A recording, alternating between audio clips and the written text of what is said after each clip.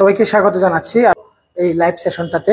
ঘোষণা অনুযায়ী আমরা আজকে সরকারি চাকরিগুলোর জন্য প্রস্তুতি এবং বিভিন্ন গুরুত্বপূর্ণ সার্কুলেশনগুলো নিয়ে কথা এবং কোন ধরনের চাকরির জন্য আপনার প্রস্তুতির ধরনটা কেমন হওয়া চাই। ধাপে ধাপে আমি প্রথমে চাকরিগুলোর ভিন্নতা বৈচিত্র্যতাগুলো নিয়ে আলোচনা করব। কোন জায়গা থেকে প্রশ্নগুলো হয়, কোন চাকরির জন্য কারা প্রশ্নগুলো করেন এবং কাদের প্রশ্নগুলোর ধরন কেমন এবং প্রস্তুতির ধরনটা কেমন হওয়া উচিত। সর্বোপরি শেষে গিয়ে আমি দেখাবো বর্তমানে কোন কোন চাকরিগুলোর সার্কুলেশন চলমান, কোন কোন চাকরিগুলোতে আপনি আবেদন করে কম সময়ে চাকরি পাবেন এবং কোন ধরনের চাকরির টার্গেট থাকলে কিভাবে আপনি সামনের দিকে আগাবেন, এই নিয়ে পরামর্শমূলক সংক্ষিপ্ত একটা সেশন। খুব সংক্ষেপে আমি জিনিসগুলোর একটা ওভারভিউ দিব। এখানে যে বিষয় নিয়ে আমি একটা স্লাইড আমার সামনে রেখেছি, সবকটি বিষয় ইলেবোরেটলি বলতে গেলে অনেক লম্বা একটা সেশন হবে, তাই আমার টার্গেট থাকবে অনেক ইলেবোরেট না, বেসিক মেজর কনসেপ্টগুলো ক্লিয়ার করার চেষ্টা করা। তো আমাদের যে আপনি যদি সরকারি একটা চাকরিতে নিয়োগপ্রাপ্ত হতে চান, সরকারের অংশ হয়ে সরকারি একটা চাকরিকে নিজের চাকরি, নিজের পেশা, নিজের ক্যারিয়ার হিসেবে সেট করতে চান, বাংলাদেশের প্রেক্ষিতে বা বর্তমান বাংলাদেশের যে সরকার ব্যবস্থা, বর্তমান চাকরি ব্যবস্থার যে একটা পদ্ধতি চলমান, এর মধ্যে কয় ধরনের চাকরি অ্যাকচুয়ালি আছে। আবারও বলছি, সরকারি চাকরিগুলোর কথা হচ্ছে। এখানে আমরা দেখতে পাচ্ছি প্রথমত বাংলাদেশে যে চাকরিগুলো আছে এর মধ্যে একটা হচ্ছে আমাদের ক্যাডার জব, যাদেরকে আমরা বিসিএস ক্যাডার বলি, আরেকটা হচ্ছে নন ক্যাডার জব। এরপরে আমরা দেখতে পাই ব্যাংক জব, এটা আরেকটা সেক্টর। এরপরে আমি এখানে লিখেছি লোকাল জব। প্রত্যেকটা নিয়ে একটু একটু বলি। প্রথমত হচ্ছে শেষ দিক থেকে আসি। লোকাল বলতে সরকারি চাকরিতেও স্থানীয় সরকার আছে। ধরুন সিটি কর্পোরেশন কিন্তু স্বাধীনভাবে নিয়োগ করার ক্ষমতা রাখে এবং স্বাধীনভাবে তারা নিয়োগগুলো দিয়ে থাকেন। মনে করেন আপনি ডিসি অফিস, বর্তমানেও আমি আবারও বলছি আজকে অনেকগুলো গুরুত্বপূর্ণ সার্কুলেশন চলমান আছে, সার্কুলেশনগুলো নিয়ে কথা হবে। ডিসি অফিসগুলোতে, তারপরে সিভিল সার্জনের কার্যালয়ে, বিভিন্ন জায়গায় এভাবে কিন্তু স্বাধীনভাবে নিয়োগ দেওয়ার সিস্টেম আছে এবং বর্তমানেও অনেকগুলো এই ধরনের সার্কুলার চলমান আছে। আমি এখানে আরেকটা রেখেছি, ওটা হচ্ছে পাবলিক ইউনিভার্সিটি। ওটাও অনেক প্রেস্টিজিয়াস জব, অথবা বাংলাদেশের বিচারে, শিক্ষা খাতে, শিক্ষা সেক্টরে সবচেয়ে গুরুত্বপূর্ণ বা সম্মানের চাকরি। পাবলিক ইউনিভার্সিটিগুলোও কিন্তু স্বাধীনভাবে নিয়োগ দেয়। এখানে সেন্ট্রাল বা কেন্দ্রীয় সরকারের সরাসরি কোনো অর্থাৎ হাত নাই, স্বাধীনভাবে নিয়োগগুলো হয়। এই হচ্ছে, এখানে আরো অনেক বিষয় আছে, আমি জাস্ট মেজর কয়েকটা পার্ট দেখালাম। এরপরে আসি আমরা দ্বিতীয়ত হচ্ছে ব্যাংক নিয়োগ। ব্যাংকের ক্ষেত্রে আমরা সকলে জানি এখানে প্রাইভেট ব্যাংক আছে, গভর্নমেন্ট ব্যাংক আছে। এই দুই সেক্টরের ব্যাংকই আমাদের এখানে আরো কিছু অর্থনৈতিক কার্যাদি সম্পাদনকারী ব্যাংকের মতো, যেমন বীমা প্রতিষ্ঠান আছে, লিজিং কোম্পানিগুলো আছে। এগুলো ব্যাংকের সাথে বা ব্যাংকের মতো নিয়োগ প্রক্রিয়াগুলো অলমোস্ট একই রকম। কিন্তু সরকারি এবং বেসরকারি ব্যাংকের নিয়োগের বা পরীক্ষার ধরনের মধ্যে কি পার্থক্য আছে, ধাপে ধাপে কথাগুলো আগাই। এরপরে আসেন ক্যাডার এবং নন ক্যাডার চাকরি। দেখেন, ক্যাডার যারা, এরা কিন্তু 100% কিন্তু গ্যাজেটেড কর্মকর্তা। যারা বিশেষ ক্যাডার কর্মকর্তা হবেন তারা গ্যাজেটেড কর্মকর্তা হন। আর যারা নন ক্যাডার, এদের মধ্যে দুই শ্রেণীর কর্মকর্তা বা কর্মচারী থাকেন। কিছু থাকেন গ্যাজেটেড কর্মকর্তা বা কর্মচারী, আর কিছু থাকেন নন গ্যাজেটেড, নন ক্যাডার। যারা ক্যাডার তারা পিএসসির মাধ্যমে নিয়োগ হবে। PSC, Bangladesh public service commission, BCS পরীক্ষার মাধ্যমে ক্যাডার কর্মকর্তাদের নিয়োগ করেন। পাশাপাশি বর্তমান সময়ে নন ক্যাডার অনেক পোস্টের জন্যও পিএসসির পরীক্ষার মাধ্যমে নন ক্যাডার নিয়োগগুলো হচ্ছে।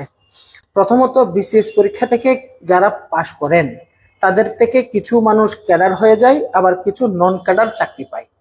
আবার পিএসসি আলাদাভাবে বিসিএস পরীক্ষার বাইরে আলাদা সার্কুলেশন দিয়েও নন ক্যাডার নিয়োগগুলো সম্পাদন করেন। নন ক্যাডার যে সকল চাকরি আছে সবগুলোই কি পিএসসি হয় বা পিএসসির মাধ্যমে হয়? না।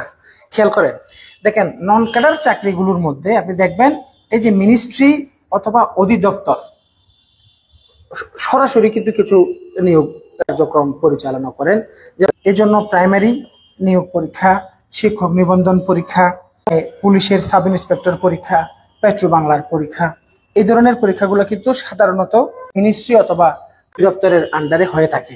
আবার কিছু পরীক্ষা দেখবেন যে পরীক্ষাগুলো পিএসসি নেই, নন ক্যাডার, দেখেন পিএসসি থেকে এই পরীক্ষাগুলো পিএসসি নিয়ে থাকেন। এই পরীক্ষাগুলো কিন্তু বিভিন্ন মিনিস্ট্রি অথবা অধিদপ্তরের আন্ডারে হয়। তো পিএসসি যে পরীক্ষাগুলো নেয়, এখানে ধরেন সাব রেজিস্ট্রার, তারপরে এআরও, তারপরে হচ্ছে ইন্সপেক্টর ধরেন মাদকের ইন্সপেক্টর, বিভিন্ন জায়গায় আপনারা দেখেন এডি, হ্যাঁ, বিভিন্ন অধিদপ্তরের সহকারী পরিচালক, এটা নবম গ্রেডের গুরুত্বপূর্ণ পোস্ট। এগুলো কিন্তু পিএসসি থেকে হয় সরাসরি, আবার কিছু কিছু মিনিস্ট্রি থেকেও হয়। তাহলে সরকারি চাকরির মধ্যে অ্যাভারেজ মোটা দাগে একটা চিত্র দেখলাম। তাহলে আবারও বলছি, ক্যাডার যারা তারা টোটালি গ্যাজেটেড, কিন্তু নন ক্যাডারদের মধ্যে গ্যাজেটেড থাকেন, নন গ্যাজেটেড থাকেন। ক্যাডার এবং নন ক্যাডারের মধ্যে পার্থক্য, অনেক ধরনের পার্থক্য আছে।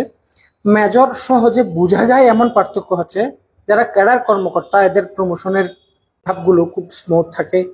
এরা একেবারে জীবনের শেষ পর্যায়ে গিয়ে নীতি নির্ধারণী পর্যায় পর্যন্ত পৌঁছতে পারে, কিন্তু একজন নন ক্যাডার কর্মকর্তা নীতি নির্ধারণী বা ডিসিশন মেকিং জায়গা পর্যন্ত পৌঁছতে পারে না। এই ধরনের অনেক ধরনের পার্থক্য কিন্তু আছে। সরকারি চাকরির প্রথম প্রাইমারি স্টেজ এবং কোত্থেকে হয়, এই জায়গাটা অনেকের কাছে আবারও বললাম, এই যে পিএসসি যেগুলো নিয়োগ দেয় এরা ক্যাডার, আবার পিএসসি নন ক্যাডারও নিয়োগ দেয়।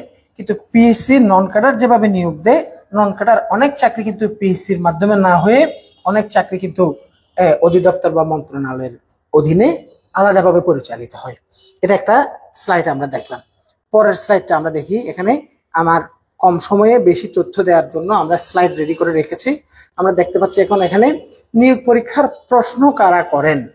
তাহলে প্রথম কথা হচ্ছে, এখানে যদি প্রথম পৃষ্ঠায় আমরা দেখেছি পিএসসি এবং আদার্স পিএসসির অধীনে যে পরীক্ষাগুলো হবে, ওই পরীক্ষাগুলো কিন্তু প্রশ্ন পিএসসি নিজেই করে, এবং পিএসসির প্রশ্নের একটা আলাদা মেজাজ আছে। এখন যদি অন্য কোনো অধিদপ্তর অথবা কোনো ব্যাংক, বাংলাদেশ ব্যাংক অথবা ব্যাংকার সিলেকশন কমিটি বা রিক্রুটমেন্ট কমিটি, অনুরূপভাবে অন্যান্য কোনো নিয়োগের ক্ষেত্রে আউটসোর্সিং প্রসেসে কিন্তু এই জিনিসটা করা হয়। ধরুন গত বছর যে প্রাইমারি নিয়োগ পরীক্ষার যে একটা পরীক্ষা পরিচালিত হয়েছে বুয়েট থেকে, তাহলে জাস্ট বললাম, তাহলে আমরা প্রথমে আমরা দেখতে পাচ্ছি বিসিএস পরীক্ষা এবং কিছু নন ক্যাডার পরীক্ষা। নন ক্যাডার এখানে বলে রাখি, এখানে নবম থেকে, এখানে কিন্তু বিশেষ করে নবম এবং দশম এই দুইটি গ্রেড এই পিএসসি থেকে হয়। আর এখানে দেখতে পাচ্ছেন বিআইবিএম, তারপর এমআইএসটি, এবং এটা সহজে বুঝবার জন্য আমি এখানে ইলেভুলেশনটা লিখেছি। আইবিএ আমরা সকলে চিনি। আর ঢাকা বিশ্ববিদ্যালয়ের বিবিএ এবং আর্টস ফ্যাকাল্টি দুইটি সেক্টর থেকে আলাদা করে পরীক্ষা পরিচালনা করা হয়, এবং বুয়েট থেকেও পরীক্ষা পরিচালনা করা হয়। তার মানে বাংলাদেশে যারা পরীক্ষাগুলো নেন তাদের মধ্যে দুইটি পার্ট। একটা পার্ট হচ্ছে পিএসসি নিজে, আর এরা সবাই মিলে আরেকটা পার্ট। এবং অনেকের কাছে ধারণা হচ্ছে আইবিএ বা বুয়েট এরা শুধুমাত্র ব্যাংকের প্রশ্নগুলো করে, অন্যান্য প্রশ্নগুলো করে না। আবারও বলে দিচ্ছি, গত পরীক্ষাটা বুয়েট কিন্তু নিয়েছিল। সুতরাং প্রশ্নগুলো যেই কর্তৃপক্ষ আপনাকে নিয়োগ দিচ্ছে, ওই কর্তৃপক্ষ কিন্তু আপনার প্রশ্নটা করবে এমন কোনো কথা নেই। প্রশ্নটা ধরুন টেন্ডার হয়ে ওখানে বিআইবিএম বিট করলো, আইবিএ বিট করলো, বুয়েট বিট করলো, এই বিটের মধ্যে যারা জয়লাভ করবে তারাই এই পরীক্ষাটা পরিচালনা করবে। এভাবে পরীক্ষাগুলো হয়। এখন পিএসসির যে পরীক্ষার ধরন বা অন্যদের যে পরীক্ষার ধরন, অবশ্যই এক একটা ফ্যাকাল্টির বা এক একটা প্রতিষ্ঠানের প্রশ্নের মেজাজের মধ্যে একটু পার্থক্য তো আছে। এখন আপনি কিভাবে আগাবেন তা নিয়ে ধাপে ধাপে আসবো। আমরা এখানে জাস্ট এই স্লাইডে আমরা বোঝাতে চাইলাম প্রশ্ন কারা করেন। হ্যাঁ, এবার আসেন পরের ধাপে, প্রস্তুতি কিভাবে নিবেন। আমি আবারও বলছি, আজকের লাইভটা আমি একেবারে বেশি লম্বা না করে মুদ্রা কথা, মোটা দাগে মূল কথাগুলোই আমি উপস্থাপনের চেষ্টা করে আগাচ্ছি। দেখেন, এখন এখানে একটা প্রশ্ন বা একটা পরীক্ষা, ওটা পিএসসি থেকে হোক অথবা অন্যান্যদের থেকে হোক, যদি আপনি একটা চাকরি চান, আপনার কোন জায়গাগুলোর দিকে খেয়াল করতে হবে। প্রথমত হচ্ছে আপনি কোন ধরনের চাকরি চান। চাকরিটা যদি 9 গ্রেড বা 10 গ্রেডের জব হয় এক ধরনের প্রস্তুতি, আর যদি চাকরিটা অন্য কোনো গ্রেডের জব হয় তাহলে আরেক ধরনের প্রস্তুতি। এমনটা আমরা সাধারণভাবে এইটুকু কথা আমরা সকলেই জানি। এখন যদি আপনার যে কোনো ধরনের একটা চাকরির জন্য আপনার একটা বেসিক দরকার, এখানে দেখেন এই জন্য আমি এখানে লিখেছি বেসিক। যেমন দেখেন এখানে যে কোনো জায়গা থেকে যখন প্রশ্ন হয় ইংলিশ, ম্যাথ, এই দুটি জায়গা হচ্ছে কমন। এবং আরো কিছু জায়গা আছে, যেমন আপনি ধরেন বাংলাদেশ ব্যাংকের এআইডির পরীক্ষা দিবেন, এখানে কিন্তু বাংলা অনেক কঠিন ভাবে আসে, তারপরে এখানে সাধারণ জ্ঞান অনেক কঠিন ভাবে আসে। ঠিক আছে, তাহলে এখানে বেসিক বলতে যে জিনিসটা, এডি বলতে বাংলাদেশ ব্যাংকের এডি বুঝাচ্ছিলাম। তাহলে আপনার প্রথমে যদি আপনি একটা চাকরি পেতে চান, আপনি শুধুমাত্র ধরুন বর্তমানে 40-50টা সার্কুলেশন আছে, প্রত্যেকটা সার্কুলেশন দেখে দেখে আপনি অনেকগুলো আনলিমিটেড অ্যাপ্লিকেশন করে বসলেন এবং আপনার পড়াশোনার কোনো ধরন নাই, অথবা আপনার পড়াশোনার ধরন হচ্ছে বাজার থেকে একটা বই নিয়ে আপনি জাস্ট কিছু বিগত বছরের প্রশ্ন পড়ছেন। ওভাবে না করে একজন প্রার্থীকে যাচাই করার জন্য প্রার্থীর বেসিক ফান্ডামেন্টাল জায়গাটা কিন্তু অবশ্যই থাকতে হবে। তাহলে পরে আপনি কোন একটা গাইড পড়লে আপনি বুঝবেন। গাইডের মধ্যে বিশেষ করে দেখা যায় যেই নিয়োগ পরীক্ষার গাইডটা ডিজাইন করা হয়েছে, ওই নিয়োগ পরীক্ষার কিছু বিগত বছরের প্রশ্ন এবং ওই প্রশ্নের আলোকে কিছু সাপোর্টিং অনুশীলন দেয়া থাকে গাইডগুলোতে। এখন আপনার যদি আগে থেকেই অনেক বেসিক দুর্বল থাকে, তাহলে পরে আপনি গাইড পড়েও আপনি সাকসেস পাচ্ছেন না, এবং সাকসেস না পাওয়ার পেছনে আপনার কিন্তু ধারণা হচ্ছে আপনি কি করবেন এই সেই। এখানে এই জন্য প্রথমত হচ্ছে যে ধরনের চাকরি আপনি চান না কেন, আপনার প্রথম কাজ হবে আপনার বেসিকটা মজবুত করা। বেসিক মজবুত করা, আর বেসিক বলতে আমি যেটা বুঝাচ্ছি, পিএসসি পরীক্ষা হোক অন্যান্য পরীক্ষা হোক, দেখেন সাধারণ জ্ঞান হোক বা গাণিতিক যুক্তির বিষয় হোক, একটা ম্যাথ যদি আপনি প্রবলেমটা সলভ করতে পারেন, গাণিতিক বিষয়গুলোর উপরে যদি আপনার দক্ষতা থাকে, ওটা বাংলা ভাষণে আসুক ইংরেজি ভাষণে আসুক, ওটা কিছুতেই আসা যায় না। যদি আপনি ম্যাথ অ্যাকচুয়ালি পারেন, বিগত বছরের 2-3টা প্রশ্ন দেখার পরেই আপনি বুঝে যাবেন এইভাবে এই জিনিসগুলো বলা হচ্ছে। হ্যাঁ, তাহলে পরে এখানে আপনার যে জিনিসটা দরকার ওটা হচ্ছে ম্যাথ, ইংলিশ, এবং আবারও এখানে আমি জিকেই লিখবো। এই 3টি বিষয়কে আমি বেসিক সাবজেক্ট হিসাবে দিব। বেসিক বলতে কিন্তু এক কথাই উত্তর। বেসিক হচ্ছে অর্থাৎ আমরা একেবারে স্কুল লেভেল এবং কলেজ লেভেল থেকে যে বেসিক সাবজেক্টগুলো পড়েছি ওই সাবজেক্টগুলোই বেসিক। এখানে আরেকটা বিষয় আছে, আরেকটা বিষয় বাংলা বলতে, এখানে আমি বাংলা লিখি নাই, যদিও এখানে বেসিক সাবজেক্টের মধ্যে অনেক পরীক্ষার ক্ষেত্রে এবং বিসিএস থেকে শুরু করে দরকারি গুরুত্বপূর্ণ অনেকগুলো পরীক্ষাতে বাংলাটা যথেষ্ট ম্যাটার করে।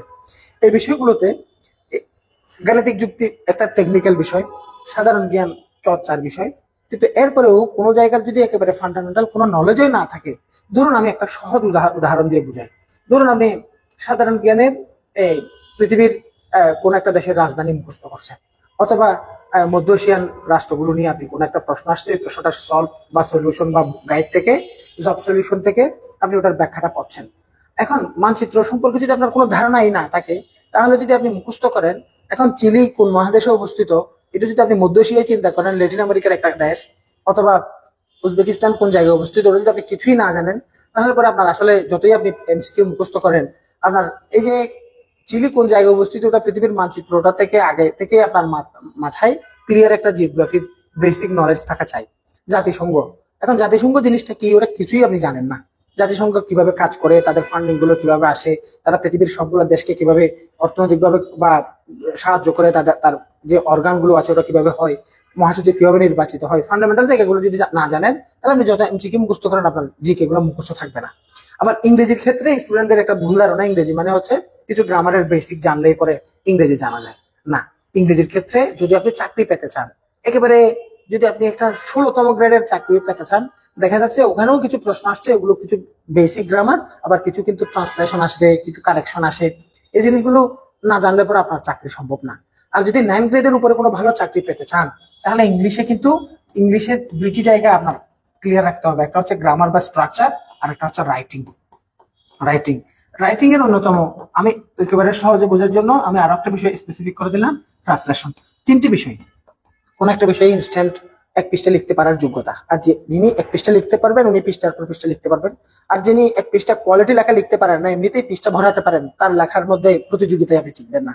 আর একটা হচ্ছে ট্রান্সলেশন। 9 গ্রেড থেকে উপরের কোনো চাকরি, ব্যাংক হোক, অন্য যে কোনো জব হোক, সরকারি বিসিএস পরীক্ষা হোক, যে কোনো 9 গ্রেডের অ্যাবাভ যদি জব পেতে চান, তাহলে ইংরেজিতে এই 3টি জায়গা ক্লিয়ার করতে হবে। এই 3টি জায়গা ক্লিয়ার করার জন্য কোনো কোচিং আসার দরকার এমন কিন্তু না। এই 3টি জায়গা ক্লিয়ার করার জন্য আপনার পার্টিকুলার কোনো বই, এই বইটা না হলে চলবে না এমন কোনো ব্যাপার কিন্তু না। আপনার সদিচ্ছা দরকার। আমি এই জিনিসগুলো জানবো, ক্লিয়ার করে শিখে নিব, এই ইচ্ছা শক্তিটাই আপনার গুরুত্বপূর্ণ। যদি শিখবার মানুষ আপনার থাকে আপনি কিন্তু পারবেন। আমি কম সময়ে কিভাবে গোছাবেন তা নিয়ে কথা ধাপে ধাপে আসবো। তাহলে আমি যেটা বলছিলাম, এখানে বেসিকের উপর আমার বেশি গুরুত্ব, কারণ একটা মানুষ যে প্রশ্নগুলো আসবে, মনে করুন আপনি একটা চাকরির জন্য অ্যাপ্লিকেশন করেছেন, এই চাকরির অ্যাপ্লিকেশনের পরে আপনি 6 মাস সময় আছে অ্যাপ্লিকেশন থেকে পরীক্ষাটা হওয়া পর্যন্ত। এই 6 মাসে আপনি এই চাকরি রিলেটেড প্রচুর প্রশ্ন পড়েছেন, জব সলিউশন পড়েছেন, প্রিপারেশন নিয়েছেন, কোচিং করেছেন। এত কিছুর ভেতরেও দেখা যাবে অনেক পড়া, অনেক সাপোর্টিং বই, অনেক কিছু করেছেন, ওখান থেকে প্রিপারেশনের জন্য ধরেন ওই চাকরিটা পাওয়ার জন্য আপনার 75 মার্কস দরকার। দেখা যাচ্ছে আপনি 65-এ গিয়ে আটকে গেছেন। বাকি 10টা নম্বর আপনার হাতছাড়া হওয়ার পেছনে কারণটা খুঁজে পাচ্ছেন কি? আসলে আপনি নিজে থেকে কিছুই পারেন না, যা শিখেছেন ইনস্ট্যান্ট, শিখতে শিখতে আপনি কখনো পৌঁছাতে পারবেন না। এই জন্য যে মানুষটা গ্রাজুয়েশন কমপ্লিট করার পরে, যে লোকটা, যে প্রার্থী, আপনি নিজে, যিনি সিরিয়াসলি একটা চাকরি চাচ্ছেন, এই চাকরির জন্য পড়া শুরু করেছেন, এই পড়াটাতে যদি আপনার 75 মার্কস লাগে, তাহলে আপনার অনার্স কমপ্লিট করা পর্যন্ত সময়ে সারা জীবনের যে পড়াশোনা, এই পড়াশোনাগুলো থেকে কিন্তু আপনার কমপক্ষে 40-50 নাম্বার আগে থেকে পারেন। ইনস্ট্যান্ট কোনো প্রস্তুতি শুরু করার আগে আপনি 40-45-50 নাম্বার পান। বাকি 51 থেকে 75 পর্যন্ত এই 25 নাম্বারের জন্য আপনি 6 মাস পরিশ্রম করবেন। এমন যদি হয় তাহলে আপনি চাকরি পাবেন।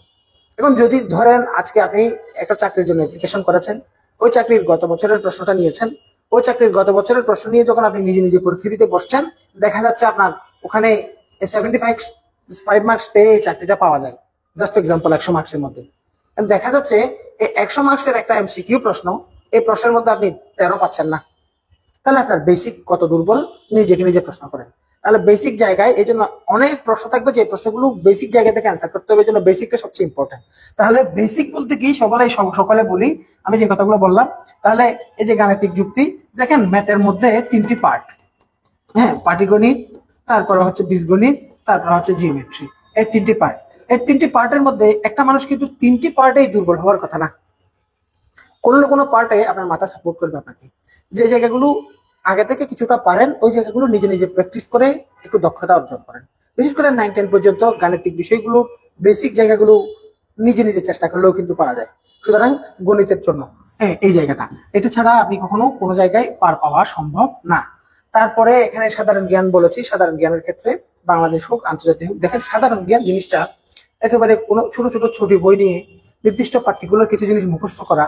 পৃথিবীর মনে করেন কোথায় কি করছে, প্রতিদিন মনে করেন ফেসবুকের বিভিন্ন পেজে প্রতিদিন কি কি ঘটনা ঘটছে, প্রতিটা ঘটনার আপডেট গুলো দিচ্ছে। এত ঘটনা মনে রাখা, এত কিছু পড়া, এত কিছু লিখে রাখা কি সম্ভব না। এই জন্য নিজেকে আপডেট রাখবো, ঠিক আছে। এই জন্য ধরেন প্রতিদিন মনে করেন আজকের পত্রিকা থেকে কোনো একটা প্রতিষ্ঠান তার ফেসবুক পেজে দেখা যাচ্ছে 1.5 পৃষ্ঠার এমসিকিউ অথবা কিছু তথ্য হাইলাইটস করে আলাদা করে পেজ করে শেয়ার দিল, আমরা নিজেরাও দিয়ে থাকি। তাহলে পরে আজকে কালকে ওভাবে যদি 6 মাসের এই ডাটাগুলো আপনি রাখেন, তাহলে হিউজ সাইজের একটা কিন্তু ভলিউম হয়ে যাবে। এত ওয়েস্টেজ, এত আননেসেসারি ডাটা পড়ে মুখস্থ রাখা কি একটা মানুষের পক্ষে সম্ভব? তো সাধারণ জ্ঞান জিনিসটা কি, ওটাই তো আপনি জানেন না। সাধারণ জ্ঞান জিনিসটাকে আপনি ক্যাটাগরাইজ করে নেবেন। মনে করেন ধরেন বাংলাদেশ বিষয়াবলী, এই সাধারণ জ্ঞানের একটা মেজর পার্ট। তো বাংলাদেশ বিষয়াবলীতে এই জিনিসটাকে আপনি ক্যাটাগরাইজ করবেন। যেমন দেখেন সাধারণ জ্ঞানে কি কি জিনিস আছে, এখানে আছে হিস্ট্রি আছে, বাংলাদেশ একটা দেশ, এই দেশের মনে করেন এই একটা বাংলাদেশ হয়ে ওঠার বা এই পর্যন্ত একটা ইতিহাস আছে, ইতিহাসটা ক্লিয়ার করে ধারণা রাখবেন, বেসিক ধারণাগুলো রাখবেন। এখন যদি টোটাল ইতিহাসটার বেসিক ধারণা থাকে, তারপরে কোনো তথ্য পার্টিকুলার কোনো তথ্যের উপর গুরুত্ব দিয়ে চেক করলে তাহলে তা আপনার মনে থাকবে। আপনি আগা জানেন না, মাথা জানেন না, কিচ্ছু জানেন না, যদি এমনিতেই কোনো এক লাইনে এক বাক্যে কিছু প্রশ্ন মুখস্থ করেন, তাহলে আপনি কথাটা মুখস্থ রাখতে পারবেন। ভুলের জায়গাটা এখানে। তাহলে মনে করেন বাংলাদেশ, এই দেশটার আমাদের একটা সরকার ব্যবস্থা আছে, এখানে আইন বিভাগ কিভাবে চলে, শাসন বিভাগ কিভাবে চলে, বিচার বিভাগ কিভাবে চলে। বাংলাদেশটা পরিচালনার জন্য একটা অর্থ ব্যবস্থা আছে। অর্থ কিভাবে আসে, অর্থ কিভাবে ব্যয় হয়, অর্থনৈতিক সিদ্ধান্তগুলো কারা নেয়, বাংলাদেশের ইকোনমি সম্পর্কে একটা মৌলিক কনসেপ্ট আপনার মধ্যে থাকবে।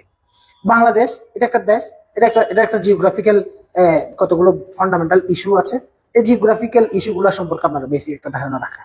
বাংলাদেশ হিসাবে আমাদের দেশের কিছু সম্পদ আছে, প্রাকৃতিক সম্পদ, বনজ সম্পদ, মৎস্য সম্পদ, এগুলো সম্পর্কে একটু আপডেট থাকা।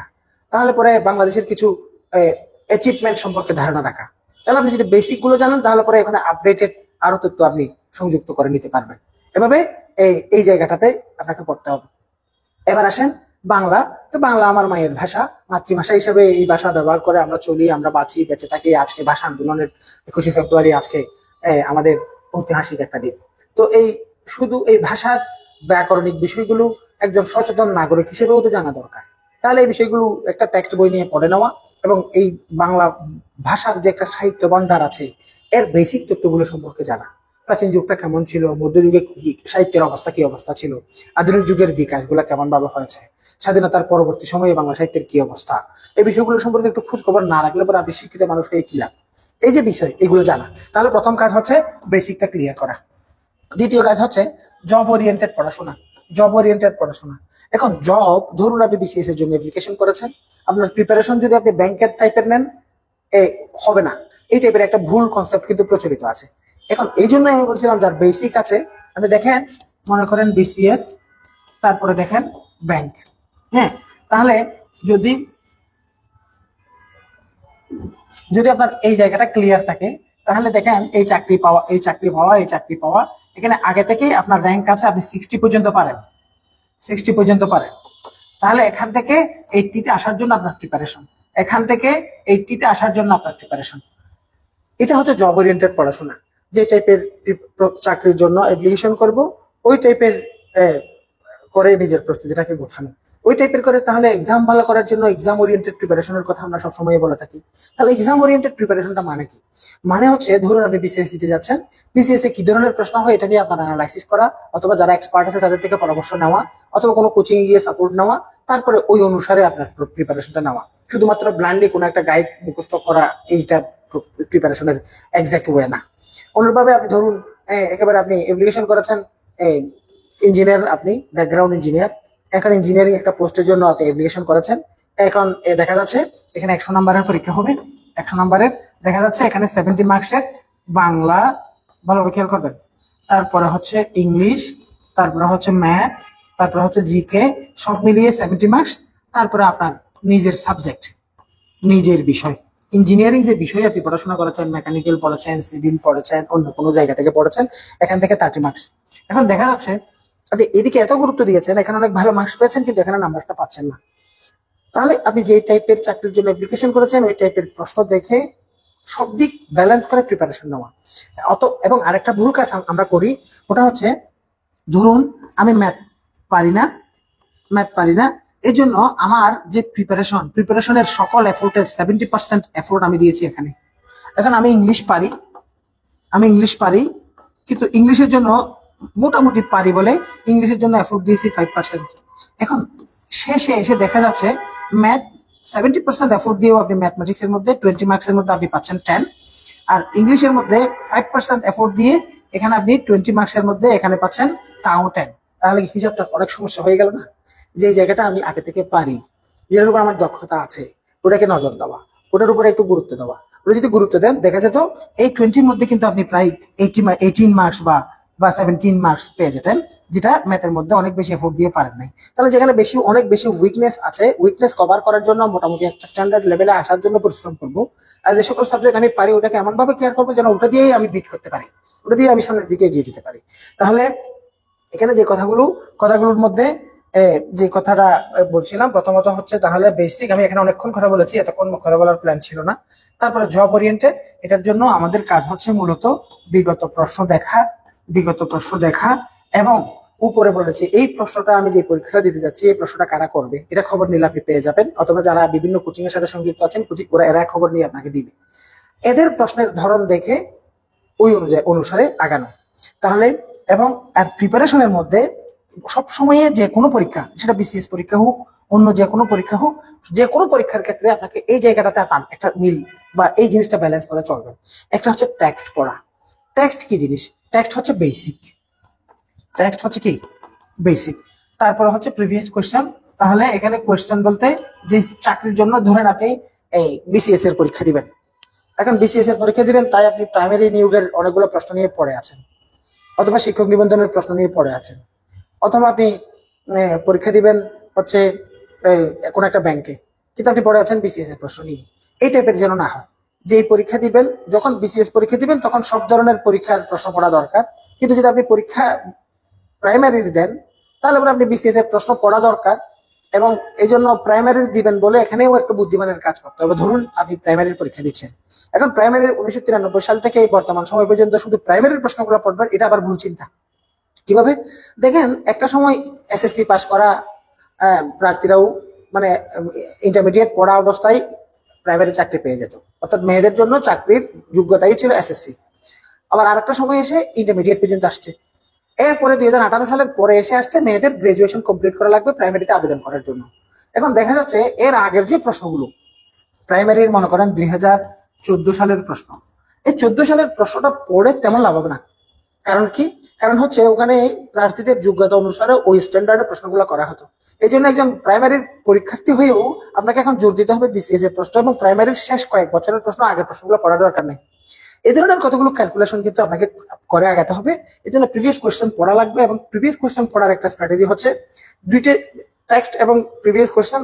অনেকে আছে শুধুমাত্র প্রিভিয়াস কোয়েশ্চেনের উপরে নির্ভর করি, প্রিভিয়াস কোয়েশ্চেন পড়বেন, ওটা হচ্ছে মূলত ডেজার্টের মতো। কিরকম?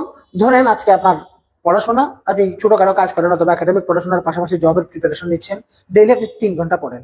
এই 3 ঘন্টার মধ্যে মনে করেন সন্ধ্যার পর থেকে রাত 10টা পর্যন্ত পড়বেন। এখন 7টা থেকে 10টা 3 ঘন্টা, এই 3 ঘন্টায় কিন্তু প্রথম 2 ঘন্টা আপনার কাজ করা লাগবে। প্রথম 2 ঘন্টা আপনি টেক্সট পড়বেন, মূল পড়া পড়বেন, একটা প্ল্যান দিবেন। একটা প্রতিটা পরীক্ষার জন্য একটা কিন্তু সিলেবাস আছে, এই সিলেবাসটা ধরে ধরে টপিক ধরে ধরে মূল বই থেকে পড়বেন। মূল বই বলতে বিশেষত টেক্সট বইগুলো, 9-10 এর ইন্টারমিডিয়েটের বইগুলো। এগুলো অনেক অনেক প্রার্থী আছে 2 বছর পড়াশোনা করছে, একটা টেক্সট বইও ধরা প্রয়োজন মনে করে নাই, সে শুধুমাত্র একটা গাইড নিয়ে গাইডের প্রশ্নগুলো পড়া এইটুকুই সে মনে করছে, এবং ওয়েস্টিং ইউর টাইম, সময় নষ্ট করে ফেলছে। আপনি যদি দুইটির মধ্যে একটা ব্যালেন্স করতেন, সমন্বয় করতেন, সিলেবাসটা ধরে ধরে পরিকল্পনা করে পড়তেন, তাহলে পরে আপনার অনেক ইজিলি অনেক কিছু বুঝিয়ে যেত। দেখা যেত, দেখেন এমন ধরুন বিসিএস প্রিলি দিচ্ছেন, এখন বিসিএস প্রিলি দেওয়ার জন্য এখানে 10টা সাবজেক্ট আছে। এখন কিছু কিছু প্রার্থী আছে সেই 10টা সাবজেক্টের মধ্যে জিওগ্রাফি, নৈতিকতা, মূল্যবোধ, সুশাসন, ইংরেজি সাহিত্য, এই 3টি পার্টকে সে ধরেই নেই। দেখা যাচ্ছে 3টি পার্টের মধ্যে কিন্তু তার 35 নাম্বার আছে। এই 3টি পার্টকে যদি সে একটু গুরুত্ব দিত, যতটুকু গুরুত্ব সে ইংরেজি গ্রামারের পেছনে ব্যয় করেছে, যতটুকু সময় সে বাংলা সাহিত্যাংশের জন্য ব্যয় করেছে, শুধু বাংলা সাহিত্যাংশ শেষ করার জন্য দেখা যাচ্ছে সে 3 মাস ধরে সে পড়ে আছে। কিন্তু কোন জায়গা থেকে কত নাম্বার পাবো তার জন্য একটা আপনার নিজস্ব প্ল্যান লাগবে। আমি নিজে একজন প্রার্থী, আমি এই 200 নম্বরের পরীক্ষা দিতে যাচ্ছি। এই 200 নম্বরের পরীক্ষার জন্য আমি কোন সাবজেক্ট থেকে কত নাম্বার পাবো, এই মুহূর্তে আমি কত পাচ্ছি, এই সাবজেক্টের কোন কোন চ্যাপ্টারে আমার কি কি গ্যাপ আছে, এটার জন্য সুস্পষ্ট একটা পরিকল্পনা। তাহলে যে কথা বলছিলাম ওটা হচ্ছে প্রিভিয়াস কোয়েশ্চেন। প্রিভিয়াস কোয়েশ্চেন তো আপনি ডেইলি পড়বেন, প্রিভিয়াস কোয়েশ্চেন আপনি ডেইলি পড়বেন, কিন্তু শুধু প্রিভিয়াস কোয়েশ্চেন পড়বেন না। কিরকম? 2 ঘন্টা পড়লেন, একেবারে একটা প্ল্যান। প্ল্যানটা হচ্ছে ধরেন আপনি একটা প্ল্যান আছে, আজকে আপনি ইংলিশ পড়বেন, তাহলে ইংলিশে কোন কোন চ্যাপ্টার থেকে প্রশ্ন হয়, আজকে আমি সাবজেক্ট ভার্ব এগ্রিমেন্ট পড়বো, এই চ্যাপ্টারটা পড়লেন 2 ঘন্টা ধরে। এখন পড়া শেষ করার আগে লাস্টে 40 মিনিট অথবা লাস্টে 1 ঘন্টা আপনি একটা প্রশ্ন একটা প্রশ্ন একটা প্রশ্ন একটু চুপ বুলিয়ে আপনার পড়ার সেশনটা শেষ করবেন। প্রশ্ন আপনি ডেইলি পড়বেন, কিন্তু আপনি শুধু প্রশ্ন পড়বেন না, আপনি কোনো একটা মূল বই থেকে কোনো একটা জিনিস পড়বেন। বিশ্বাস করেন 6 মাসের বেশি লাগে না, সেটা বিশেষ প্রস্তুতি হোক, ফুল প্রিপারেশন হয়ে যাবে। কিন্তু আপনি কি করেন জানেন? এই কিছুদিন একটা বই পড়েন, ওটা রেখে দেন, আরেকটা বই পড়েন, কোচিং এ ক্লাস করেন, ক্লাসের টিচার পড়াইছে লিখছেন, খাতা কোথায় আপনি কোথায় জানেন না, একটা লেকচার শিট ছিল, লেকচার শিটটাকে ছোট মনে হয়েছে, ওটা পড়েন নাই, অথবা ওটা পড়েছিলেন কোথায় এখন খুঁজে পাচ্ছেন না। তারপরে আপনি কিছুদিন একটা বই নেন, ওই বই থেকে কিছুদূর পড়েন, আগের পড়ার সাথে পরের পড়া মনে থাকে না। আপনি এত কিছু শেষ করার দরকার না, আপনি যা পড়ছেন তা একেবারে পড়ার টাইমের মধ্যে একটা কাজ সবসময়ই করবেন। ওটা হচ্ছে ধরেন মনে করেন 15 দিন, এই 15 দিনে আপনি 12 দিন পড়বেন, 3 দিন রিভাইজ করবেন, আগের 12 দিনের যা পড়া, এই 12 দিনের যা পড়া এই 3 দিন আবার রিভাইজ করবেন, আবার 12 দিন পড়বেন, এরপরে 4 দিন রিভাইজ করবেন। দেখেন আবার মনে করেন এরপরে পরের ধাপে আবার পড়বেন 11 দিন, এরপর আবার 4 দিন রিভাইজ করবেন। কারণ এখানে 1 দিন বাড়াচ্ছি, কারণ ওই 3 দিনের ওই প্রথম 12 দিনের পড়াগুলো এখানে টানতে হবে একটা দিন। 2 মাস ক্লিয়ার করে বিশ্বাস করেন আপনার প্রায় পড়া গুছিয়ে যাবে। এই কাজগুলো আমরা করবো হোয়াটএভার দা এক্সাম। এরপরে হচ্ছে একাডেমিক। আমরা অনেকে আছি এমন ভাবে এই চাকরি প্রস্তুতি বা চাকরির পড়াগুলোকে এমন ভাবে চিন্তা করি, হ্যাঁ, আমাদের চিন্তার যে জায়গা, এখানে বড় ধরনের গলতগুলোর মধ্যে একটা অন্যতম গলত জায়গা হচ্ছে একাডেমিক পড়াকে গুরুত্ব দিই না। একাডেমিক পড়া যদি না পড়েন তাহলে পরে এই আপনি তো মানুষ হচ্ছেন না। মানুষ না হলে একাডেমিক যোগ্যতা যদি না থাকে তাহলে পরে প্র্যাকটিক্যাল লাইফে কষ্ট পাবে। একটা চাকরি শুধু পেয়ে গেলেই কি আপনার জীবন শেষ? চাকরিটা করতে হবে 30 বছর ধরে, মানুষকে সেবা দিতে হবে। এখন যদি আপনি আপনার নিজের নিজের সাবজেক্টের বিষয়গুলোকে নিজের মধ্যে নিজেকে যোগ্যতা অর্জন করার জায়গায় যদি একেবারে পিছিয়ে থাকেন, তাহলে পরে আপনি জাতিকে কিভাবে দিবেন? এই বিষয়গুলো মাথায় রাখতে হবে। আরেকটা হচ্ছে নেসেসিটি বলি, সামনে যে বিসিএস এর পরীক্ষা বা ধরনগুলো আসছে, এখানে একাডেমিক বিষয়গুলোর গুরুত্ব অনেক বেশি বাড়ছে, এই জন্য একাডেমিক পড়াগুলো পড়তে হবে। আচ্ছা, এবং যেমন ধরুন একটা মানুষ নিবন্ধন পরীক্ষা দিবে। হুম, তো নিবন্ধন পরীক্ষা যদি দেন তাহলে পরে আপনার নিজের সাবজেক্টের 200 নম্বর বা 100 নম্বরের যে লিখিত পরীক্ষা, এই লিখিত পরীক্ষার ভালো করতে হবে না? তাহলে নিজের সাবজেক্ট লাগবে।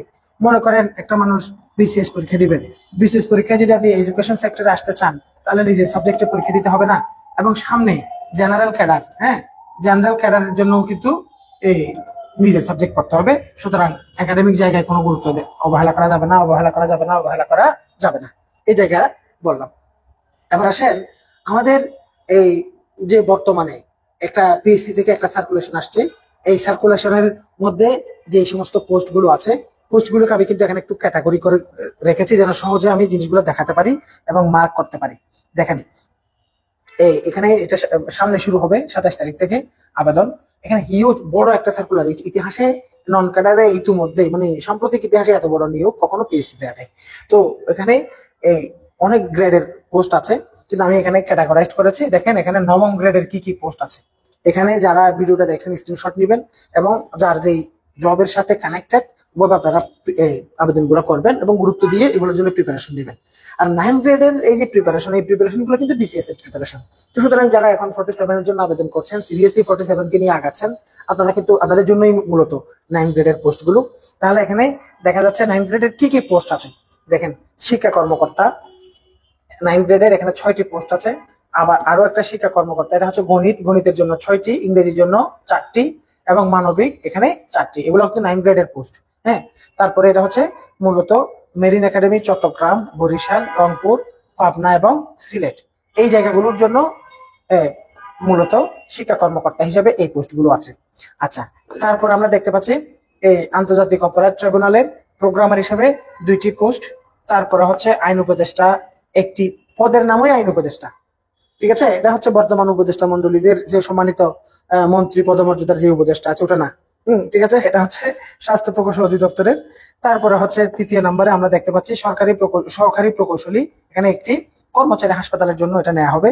এরপরে 4 নম্বরে আমরা দেখতে পাচ্ছি সহকারী পরিচালক, এখানেও পোস্ট একটি, বাংলাদেশ ন্যাশনাল হারবেরিয়াম। ঠিক আছে, এখানে কোন পোস্টে আপনি যোগ্য এটা আপনি দেখে বুঝবেন বা সার্কুলেশনটা ক্লিয়ার করে দেখবেন। আমি জাস্ট একটু মেনশন করে দিচ্ছি কি কি পোস্ট আছে।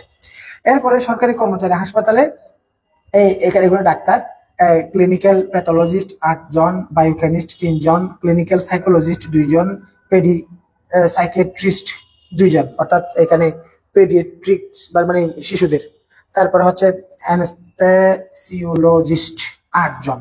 বাপরে বাপ, এখানে অনেকজন। তার মেডিকেল অফিসার সবচেয়ে বেশি, অর্থাৎ ডাক্তারদের জন্য এই পোস্টগুলো। তাহলে নন ক্যাডারের এই 9 গ্রেডের একেবারে ক্যাডারের সমমর্যাদার এই পোস্টগুলো এখানে আমরা দেখতে পাচ্ছি। এখানে আরো কিছু চমৎকার বিষয় আছে, আমি নিজেও জানতাম না। এই যে এখানে কতগুলো আছে, আয়ুর্বেদিক, হোমিও, ইউনানি, এখান থেকে 3টি পোস্ট আছে। কিন্তু এগুলো নিয়ে যে এখানে 9 গ্রেডের এরকম জব আছে এটা আমিও জানতাম না। তারপরে ডেন্টাল সার্জন কিন্তু একটু কম, 6 জন। তারপরে সহকারী প্রকৌশল 1টি। তারপরে হচ্ছে এখানে 15টি আছে সহকারী প্রকৌশল। তারপরে হচ্ছে 2টি আর রেজিস্টার আছে, এখানে সবচেয়ে বেশি এগুলো ডাক্তার। ঠিক আছে, তাহলে এখানে 9 গ্রেডের পোস্ট গুলো আমরা এক নজরে দেখলাম। ক্লিয়ার করে যারা ভিডিও দেখছেন স্ক্রিনশট দিবেন, কি কি পোস্ট আছে এক নজরে বিষয়টা আমরা দেখতে পেলাম। এরপর আসেন এই 10ম গ্রেডের একই সার্কুলারে, হ্যাঁ, পিএসসির যে সার্কুলেশন, এটাতে 10ম গ্রেডের কি কি জব আছে আমরা একটু দেখি। দেখেন এখানে বিভিন্ন মন্ত্রণালয়ের প্রশাসনিক কর্মকর্তা, এখানে কিন্তু এটা কিন্তু ওপেন সবার জন্য। 8টি পোস্ট আছে। আঞ্চলিক রক্ষণাবেক্ষণ কর্মকর্তা খাদ্য, এখানে 4টা পোস্ট। তারপরে হচ্ছে জনপ্রশাসন মন্ত্রণালয়ের অধীন কর্মচারী হাসপাতাল, হ্যাঁ, এখানে এটা 2টি ব্যক্তিগত কর্মকর্তা। পাবলিক রিলেশন অফিসার, এখানেও একটি। অনেকে আছে মানে পোস্ট কম দেখে আবেদনের জন্য আগ্রহ করে না, আপনার রিজিক যেখানে আছে ওখানে লেগে যাবে। আর যদি প্রস্তুতি থাকে আপনি পোস্ট একটা থাকলেও কিন্তু পারবেন। এই জন্য যদি যোগ্যতা থাকে এবং পোস্ট যদি ভালো হয় আপনি একটার মধ্যেও আবেদন করে ফেলবেন। সমাজ কল্যাণ অফিসার একটি, ঊর্ধ্বতন হিসাব রক্ষক এখানে দুইটি, হ্যাঁ এখানে যে বাণিজ্য বিভাগ বিটিবি কার্যালয়ের জন্য প্রদর্শক চারটি, মেরিন একাডেমির জন্য এটা। তাহলে মেরিন একাডেমিতে 9 গ্রেডের পোস্টও আছে, 10 গ্রেডের পোস্টও আছে। উপসহকারী প্রকৌশলী যান্ত্রিক এখানে 4টি পোস্ট আছে। তারপরে এখানে জনপ্রশাসন কর্মচারী হাসপাতালের জন্য এখানে ওটি নার্স হচ্ছে 63 পোস্ট, 63। তারপরে আরেকটা বড় জায়গা দেখতে পাচ্ছেন আপনারা, ওটা হচ্ছে এখানে নার্সের জন্য আলাদা করে, নার্সের জন্য বিসিএস হয়ে গেছে এটা, হ্যাঁ এত বেশি পোস্ট দেখেন।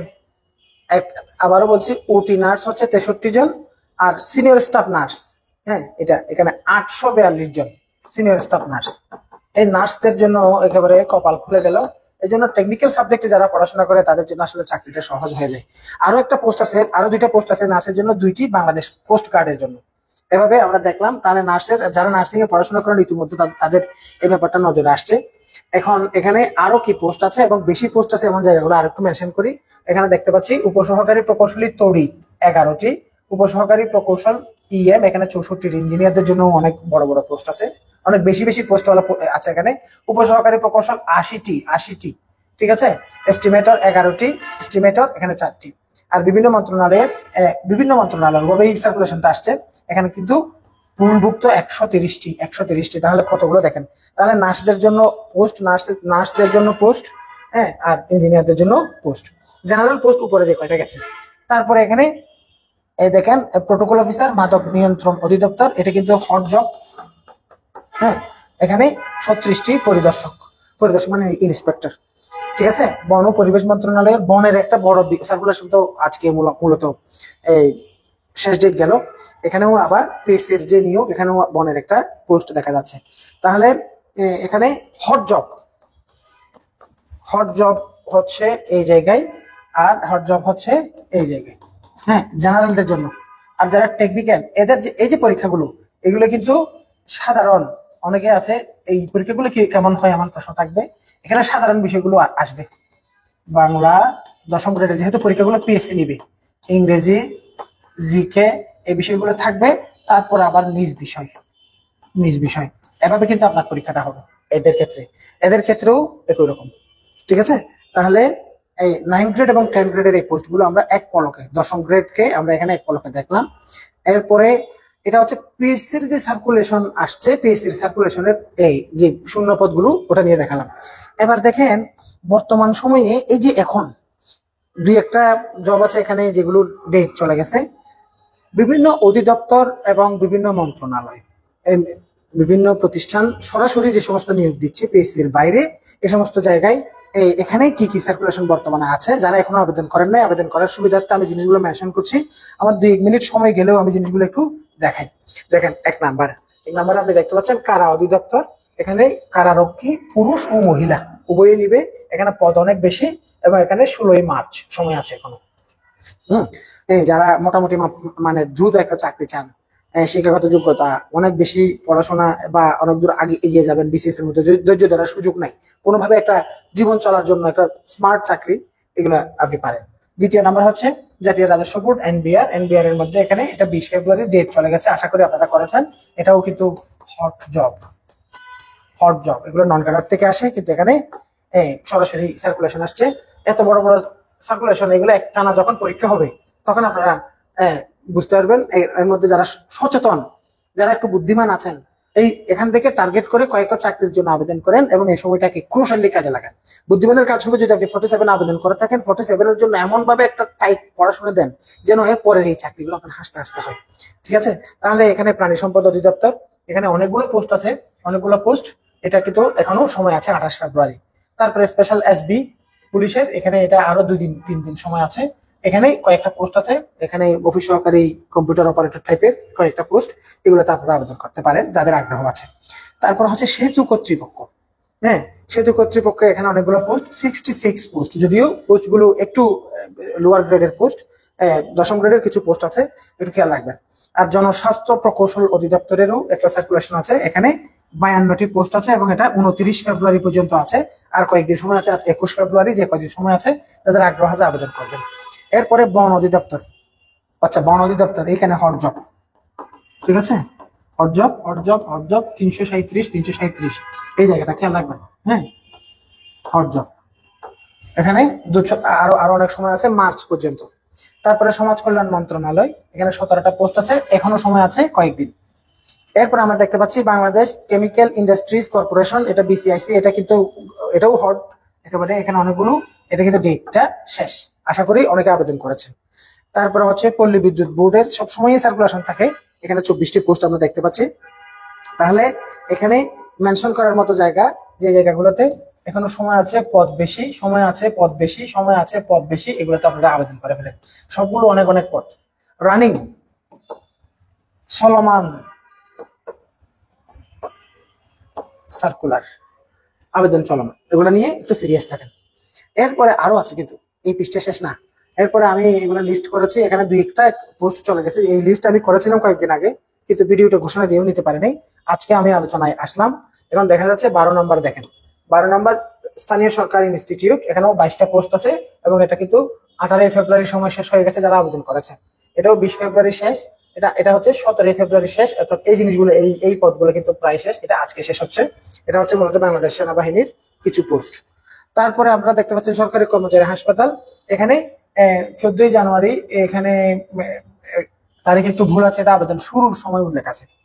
তারপর আপনারা দেখতে পাচ্ছেন জ্বালানি ও খনিজ সম্পদ বিভাগে, এখানে ছোট ছোট পোস্ট, 7 মুদ্রা করি, কম্পিউটার অপারেটর, অফিস সহায়ক, এই টাইপের এখানে 20টি পোস্ট আছে, 12 মার্চ পর্যন্ত আবেদন করার সুযোগ আছে। তারপরে বাংলাদেশ বিমানের এখানে দেখেন পদের নামগুলো, ঠিক আছে, এগুলো একটু লোয়ার গ্রেড জব, এখানে 16টি পদ আছে।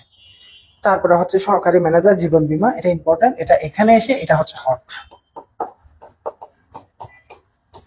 ঠিক আছে। তারপরে হচ্ছে এখানে পাট ও বস্ত্র মন্ত্রণালয়, এখানেও 18টি পোস্ট। তারপরে এখানে পোস্ট বেশি দেখা যাচ্ছে বাংলাদেশ সমরাস্ত্র কারখানা, ঠিক আছে, এখানে পোস্ট আছে 50+।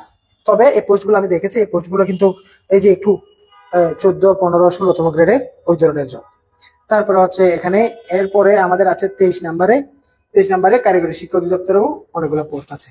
তার ব্যাংকের নিয়োগগুলোর মধ্যে মূলত এই 2-1 দিনের মধ্যে নিয়োগ আবেদনগুলো শেষ, এবং সবচেয়ে বড় বড় সার্কুলেশন গুলো আপনারা দেখেছেন, দেখেন 1262 জন।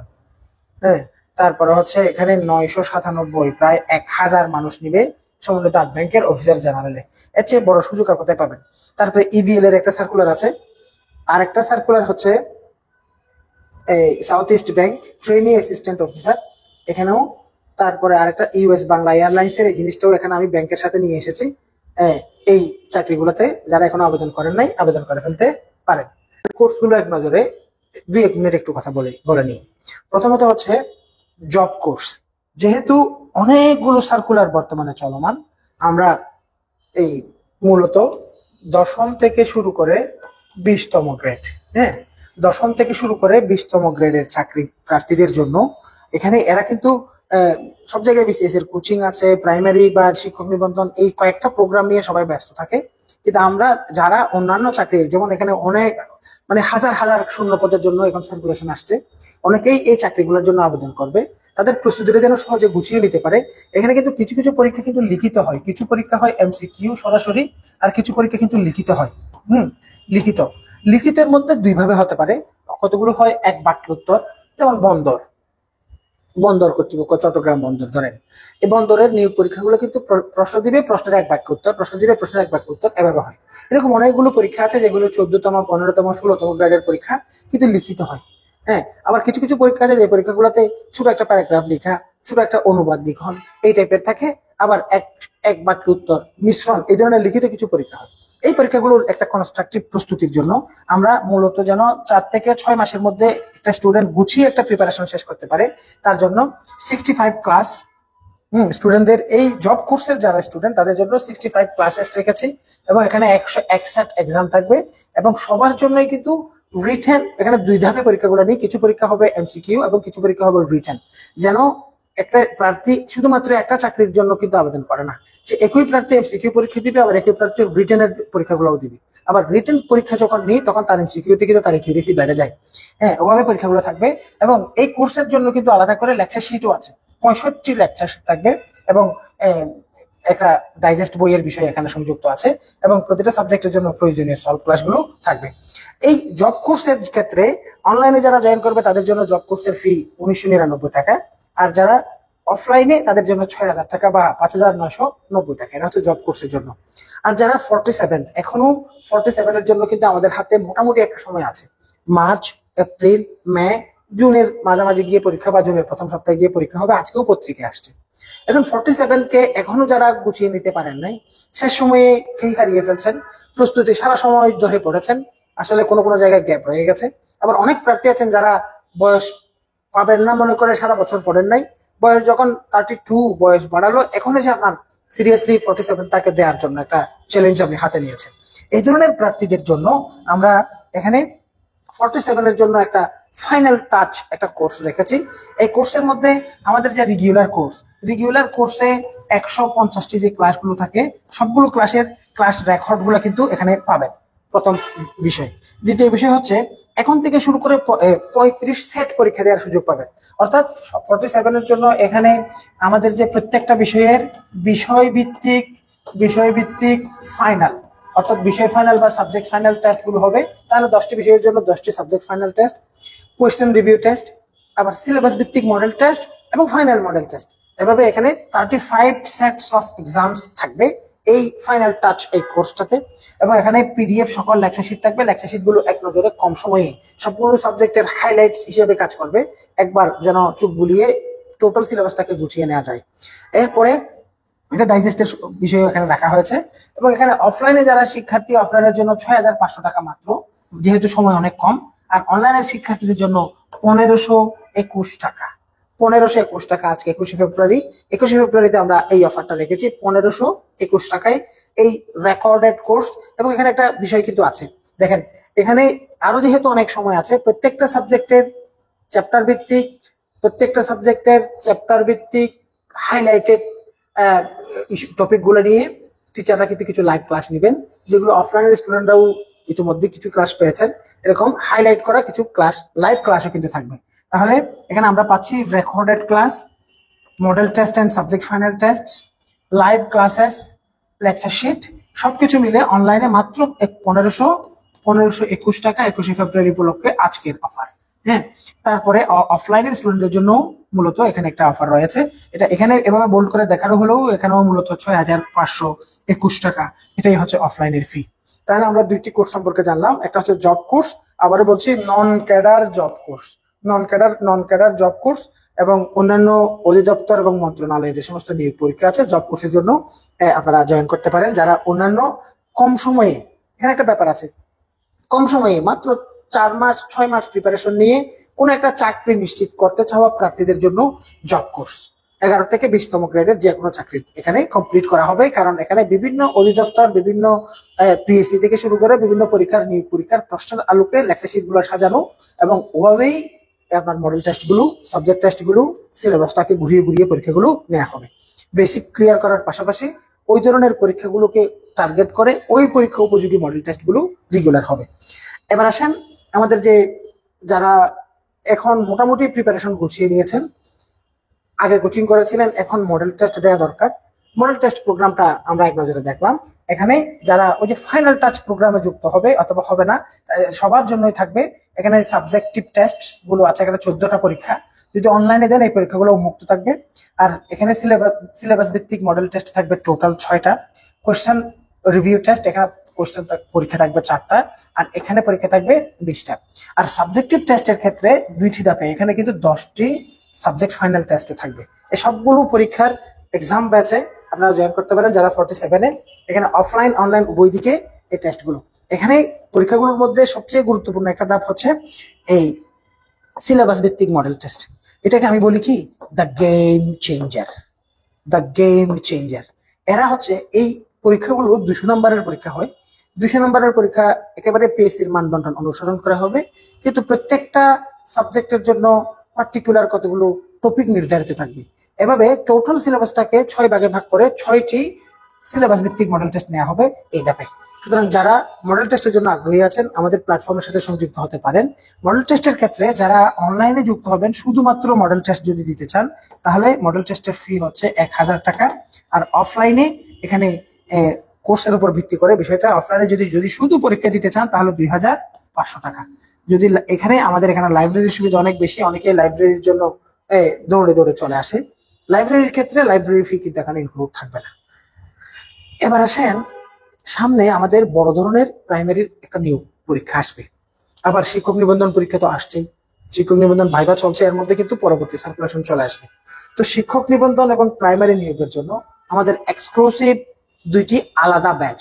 প্রাইমারির সাথে নিবন্ধন আমরা মিক্স করে একসাথে পড়াই না, আলাদা করে, কারণ নিবন্ধনের যে পরীক্ষাগুলো ওগুলো 100 নম্বরের হয়, প্রাইমারির পরীক্ষাগুলো কিন্তু 75 নম্বরের হয়। এখন পরীক্ষার এই জন্য স্টুডেন্টদেরকে আমরা আলাদা ব্যাচে প্রাইমারি এবং নিবন্ধনের যে কোর্স, এই দুটি কোর্সের ক্ষেত্রে এখানে একটা হচ্ছে আমাদের বর্তমানে the challenge batch, primary challenge batch. এই ব্যাচের সাথে আমরা কিন্তু একটা প্রাইমারি একটা এক্সক্লুসিভ একটা বই দিব, যে বইয়ের সাথে একটা অ্যাপ থাকবে। এই বইটা আপনি হাতে পাওয়ার পরে বইটা ওপেন করবেন, ওপেন করার পরে প্রথম পৃষ্ঠায় একটা কার্ড থাকবে, কার্ডের ভিতরে একটা কিউআর কোড থাকবে, একটা অ্যাপ ইনস্টল করবেন। টোটাল বইটা ওই অ্যাপের মধ্যে আছে। আবার আপনি চাইলে এখানে 3 ধাপের পরীক্ষা দিতে পারবেন, easy, medium and hard. Unlimited পরীক্ষা দেওয়ার একটা সুযোগ থাকবে এই বইটাতে। এটা হচ্ছে প্রাইমারি কোর্স। প্রাইমারি কোর্সের জন্য বর্তমান ফি কিন্তু জব কোর্সের সমান 2000 টাকা মাত্র। হ্যাঁ, প্রাইমারি কোর্স।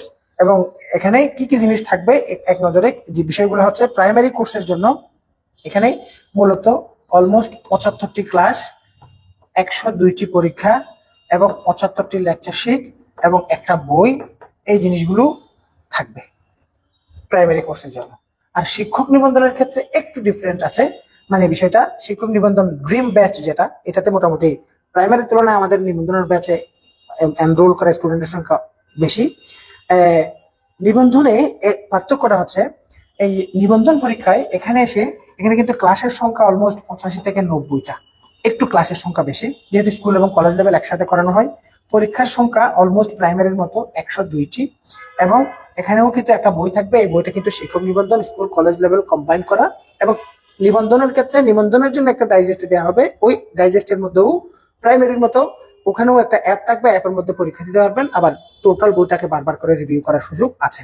এবং এখানে কিন্তু শীট আছে, এখানে লেকচার শীট হচ্ছে 85টি, এখানে লেকচার শীট হচ্ছে 75টি। এই হচ্ছে নিবন্ধন এবং প্রাইমারির। এই যে এখানে অ্যাপের ব্যাপারে আছে, এক্সক্লুসিভ অ্যাপ শিক্ষক নিবন্ধন, ফুল access to app, unlimited exam দেওয়ার সুযোগ, আর এখানেও অ্যাপ আছে।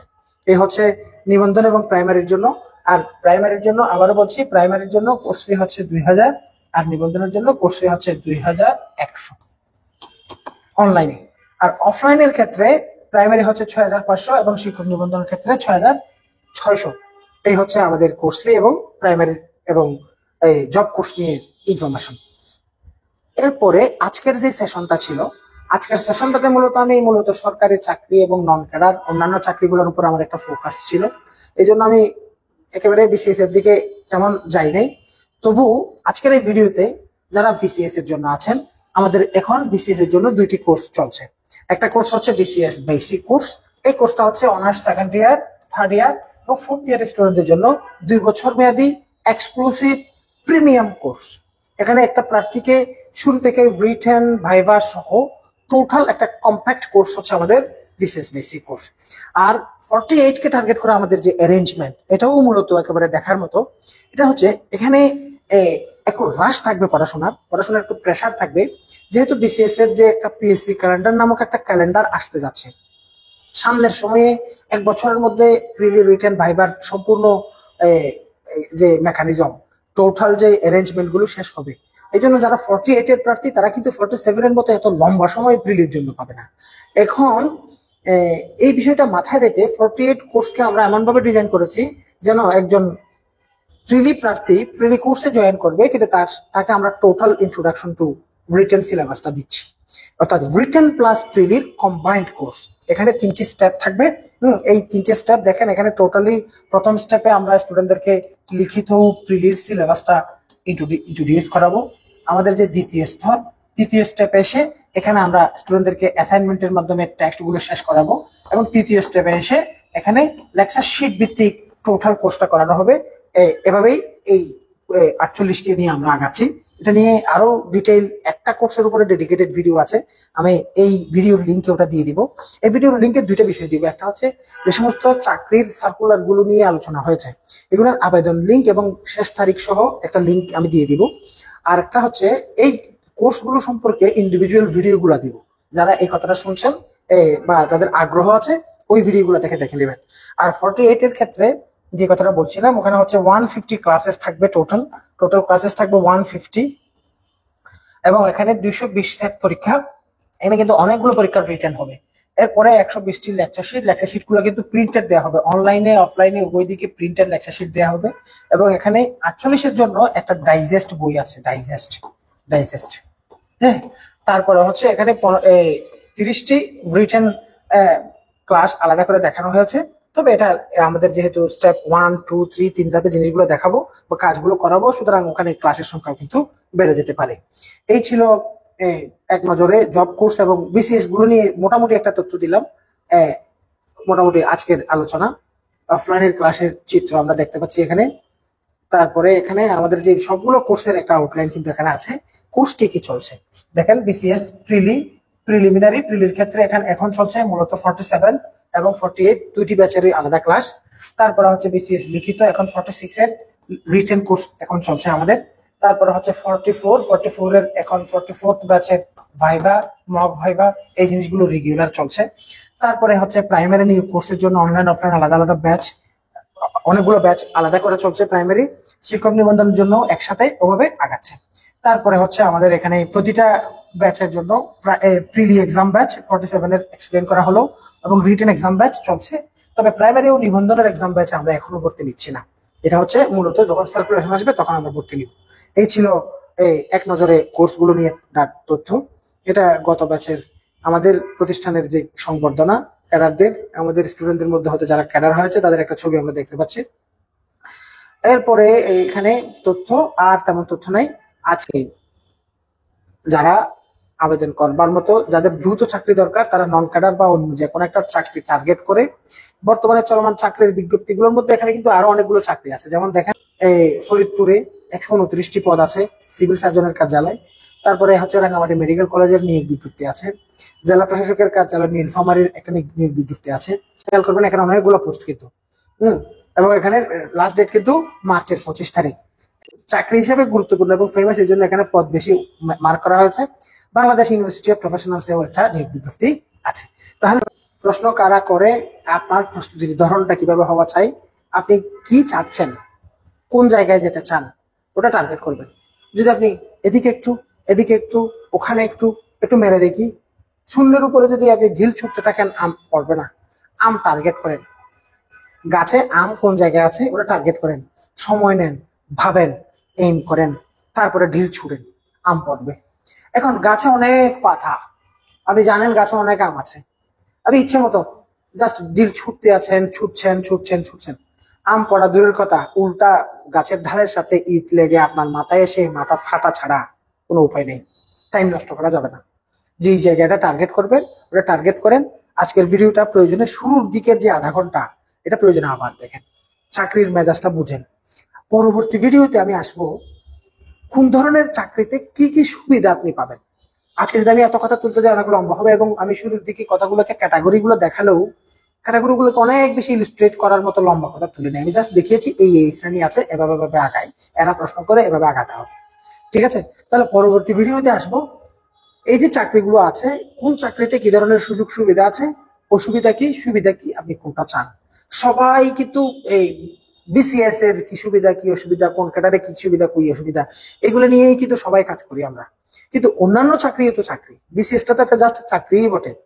তাহলে দেখা যাচ্ছে এই ক্যাডারে এই সুবিধা, ওই ক্যাডারে ওই সুবিধা, আপনি ইউটিউবে ফেসবুকে বিভিন্ন জায়গায় চার্জ করলে আনলিমিটেড এই সমস্ত ভিডিও পাবেন।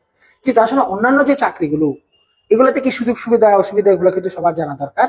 তাতে করে নতুন যারা প্রার্থী, যারা চাকরিতে আবেদন করতে যাচ্ছে, ক্যারিয়ার হিসেবে এই চাকরিটাতে সে যেতে চাচ্ছে, অমুকের কাছে শুনেছি ভালো, অথবা আমার কাছে মনে হয়েছে ভালো, কিন্তু বাস্তবতা তো ভিন্ন হতে পারে।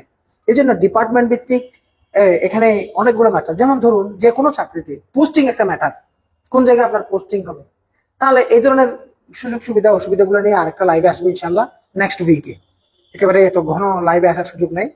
নেক্সট উইকে চেষ্টা করব ফ্রাইডে অথবা অন্য কোনো দিনে সুযোগ সুবিধা নিয়ে নন ক্যাডার জবগুলো নিয়ে কথা বলবো। আজকে অনেক কথা হলো, সবাই ভালো থাকবেন। আসসালামু আলাইকুম।